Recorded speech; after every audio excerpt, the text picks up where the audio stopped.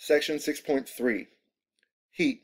So when you take a thermometer or some other object and put it in contact with a different object, those two things exchange thermal energy. And when we talk about thermal energy being exchanged, we call that heat.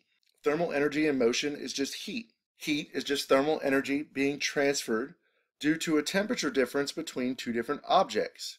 So it's inappropriate to say that objects or substances contain heat. They do not. They contain thermal energy. They exchange heat. Thermal energy always travels from the object with the higher temperature to the object with the lower temperature until thermal equilibrium is reached.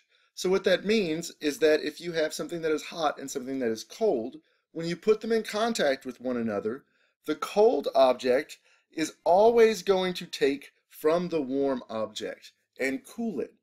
So you know that if you mix a hot drink with a piece of ice, then the drink cools off, but the ice also warms up. What's actually happening is that the ice is taking the thermal energy from the hot drink, absorbing it, and by absorbing that thermal energy, its temperature is increased. The ice melts and the drink cools off because it has lost some amount of thermal energy.